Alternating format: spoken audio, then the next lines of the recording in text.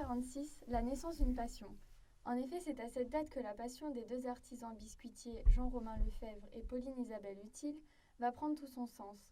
Ensemble, ils vont fonder Lu, l'une des plus grandes marques de biscuits au monde, puis ouvrir leur biscuiterie à Nantes, 5 rue Boileau. Dans le secteur agroalimentaire et le domaine du biscuit, cette marque a rapidement su se faire une place dans le commerce en sortant des produits aussi connus les uns que les autres, tels que le véritable petit beurre, la biscuite de Berre, les biscuits paille d'or, Mikado, Lulu l'ourson, Napolitain et bien d'autres, ainsi que leur slogan « Ouvrons le champ des possibles ». L'entreprise Lu n'a pas cessé de s'accroître au fil des années. En 1885, quai Baco fut construite une manufacture de biscuits de 2000 m² de haute technologie. Des fours et une machine à vapeur y sont installés. 130 ouvriers y travaillent pour assurer une production de 3 tonnes de biscuits par jour. Plus du tiers de la production est alors assurée par le célèbre Petit Beurre. Aujourd'hui, la société dirigée par Pascal Niogré est constituée de 9 usines de production, 2 dépôts centraux et 2 sièges à Rungis et Vélizy. 119 ans plus tard, l'effectif est environ 3300 salariés pour une production annuelle de près de 232 000 tonnes. Le chiffre d'affaires, qui s'élevait alors à 5 millions de francs, soit 762 millions d'euros, en 1998, est passé à 1249 millions d'euros en 2004. Sur un marché concurrentiel, la marque Lu a su se démarquer de ses concurrents, tels que BN et autres marques de distributeurs. Mais comment tout cela a-t-il pu se faire ? La marque a continué de se développer grâce aux générations qui ont suivi. Tout d'abord en 1882, avec Louis Lefebvre Utile, le fils cadet du couple à l'origine de la marque, qui rachète la société de ses parents et décide d'industrialiser la production. Il s'installe sur les quais, au bord de la Loire. Par la suite, il fonde la société Lu et crée le célèbre Petit Beurre en 1887, s'inspirant d'un apron qui devient le produit de référence. Le biscuit emblématique est une allégorie du temps, avec 4 oreilles traduisant les 4 saisons, 52 dents pour toutes les semaines de l'année et 24 points comme les 24 heures de la journée. C'est également lui qui crée le biscuit paille d'or en 1905 en s'inspirant d'une botte de paille. La relève se fait ensuite en 1930 par le fils de Louis Lefebvre Utile, Michel, puis par son fils Patrick, qui adopte une politique d'alliance pour permettre à la marque de continuer de se développer, et notamment à l'international. Il se lance aussi dans la publicité avec la création d'affiches comme celle-ci, dont Lu s'inspirera 86 ans plus tard pour créer le véritable petit écolier. Tout le groupe va être acheté par General Biscuit, puis par BSN qui devient alors Danone. En 2007, Kraft Foods rachète Lu au groupe Danone. Puis, pour terminer, Lu va devenir en 2012 la propriété de la multinationale américaine Mondelez International. Lu sait comment communiquer et le fait d'ailleurs depuis le début de la création de la marque à l'aide de différents moyens qui ont évolué au fil des années. En 1882, la biscuiterie va remporter la médaille d'or lors de l'exposition de Nantes, puis recevoir l'unique grand prix décerné à la biscuiterie lors de l'exposition universelle en 1900. Ce prix qui contribuera à sa renommée nationale et internationale sera un véritable tremplin et permettra de la faire rayonner bien au-delà des frontières françaises. La marque va également faire sensation en faisant édifier un phare géant créé par l'architecte Auguste Bluissant. Il est constitué de 2 tours de 36 mètres de haut, constituant une porte monumentale. Le haut des tours est surmonté d'une boîte de la marque Lu, en circulation à l'époque. Les tours s'illuminent chaque nuit avec le monogramme Lu, illuminé et visible depuis l'ensemble de l'exposition. Pour s'installer dans les foyers et l'imaginaire collectif, les artistes font preuve d'inventivité et, à l'aide de techniques d'impression de pointe, s'affichent sur différents supports comme le papier ou le métal. Entre 1926 et 1940, Albert Daoula, peintre en lettres, part à l'aide de son camion à échelle à la recherche de façades de maisons ou de bâtiments à investir au nom de Lu contre une somme d'argent. Mais ce n'est pas tout. Lu s'associe également aux talents de l'époque comme Sarah Bernard qui déclare « Je ne trouve rien de meilleur qu'un petit Lu. Aussi deux petits Lu. » Pas un jour ne passe sans que Lu n'imprime sa marque.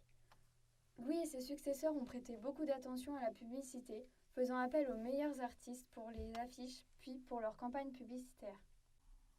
La marque utilise des événements pour se montrer, comme cet hommage humoristique au célèbre peintre du XIXe siècle, Van Gogh, en lui créant une publicité 100 ans après sa mort. On peut voir sur cette affiche le véritable petit beurre Lu, mordu, en haut à droite, en référence à l'autoportrait à l'oreille bandée de Van Gogh, qui qui s'était coupé l'oreille droite juste avant de peindre ce tableau. Cette publicité profite alors de l'anniversaire de mort du peintre et du courant médiatique qui se fait autour de cet événement. En 2012, Lu est considérée comme la marque préférée des Français. Comment cela est-il possible? Car la marque crée sans cesse des biscuits aussi surprenants les uns que les autres, et elle a su s'adapter à tous les types d'âge en créant des marques qui permettent de toucher toutes les générations. Dans un premier temps, Lu a conquis le cœur des enfants avec les biscuits Prince, les barquettes ainsi que les pépitos, ou encore granola pour les adolescents. La marque ne s'arrête pas aux enfants et va plus loin, avec les gâteaux Pim's s'adressant à un public plus âgé.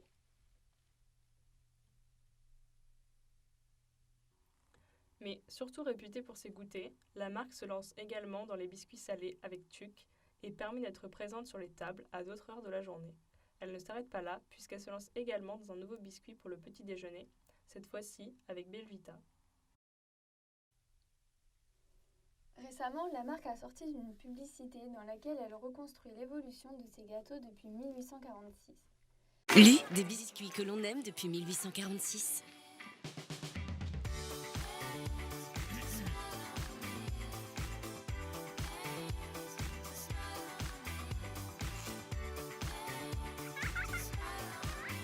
La vie en Lu.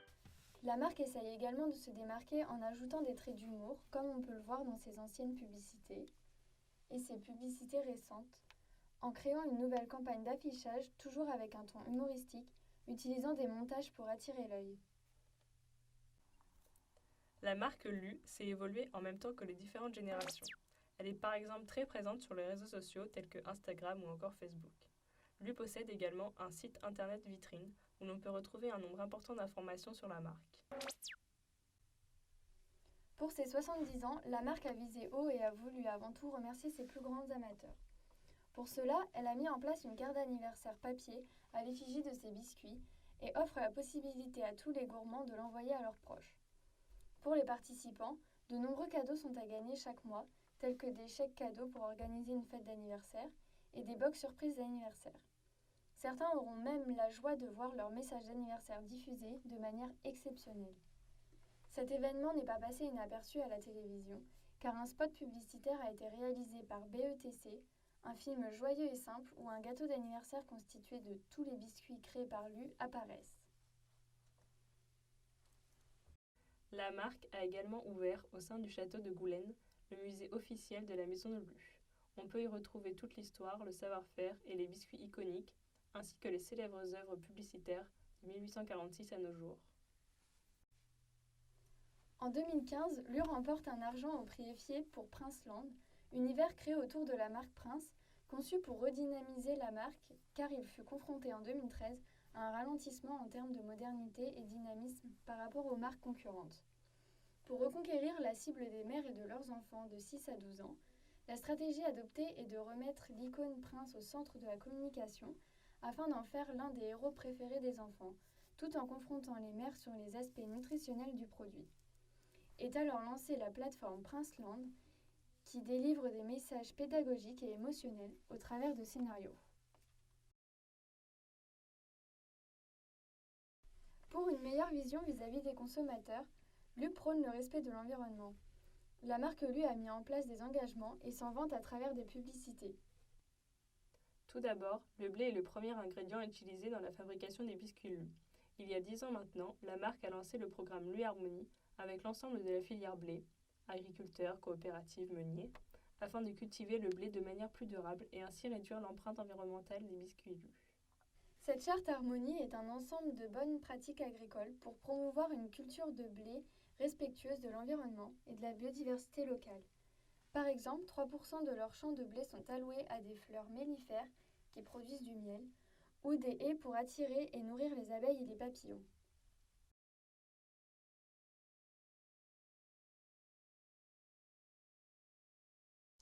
Alphonse Mucha est le premier à jouer avec les initiales L et U en réalisant une aquarelle pour le célèbre calendrier de l'année 1867. Le graphisme de Lu est cependant peu lisible. C'est donc par la suite avec l'affiche Le Petit Écolier de Firmin Bouisset, célèbre lithographe, illustrateur et affichiste, qui propose un autre graphisme des initiales Lu, qui se trouveront même empreints sur le petit beurre. L'histoire des initiales se poursuit donc et ce sigle servant d'abréviation devient un moyen d'exprimer l'image de la société. Puis c'est en 1957, à la demande de Patrick Lefèvre-Utile, que Raymond Loewy, de la compagnie d'esthétique industrielle et auteur du logo Coca-Cola, redessine le paquet du petit beurre et crée le logotype LU, symbole de la marque valable dans tous les pays. Nouvelle version et simplicité maximum. 2 lettres blanches sur un bandeau rouge à la droite du paquet, à fond blanc. En 1984, l'agence Loewy International enrichit le logo afin de transmettre l'image de qualité et de tradition. Le bandeau rouge du logo LU est alors délimité de chaque côté par un filet d'or et un sceau de garantie or est apposé sur le bandeau.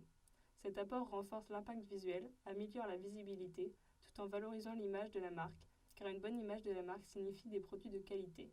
LU représente alors en même temps la tradition et la modernité. En 1985, l'édition d'un second livre des normes graphiques est envisagée pour parfaire l'image de la marque tout en ravivant légèrement la présentation empreinte d'une certaine froideur. Thomas Riddell, de Raymond Loewy International Londres, suggère alors que 2 filets d'or viennent souligner avec élégance et discrétion le bord du logo et du bandeau.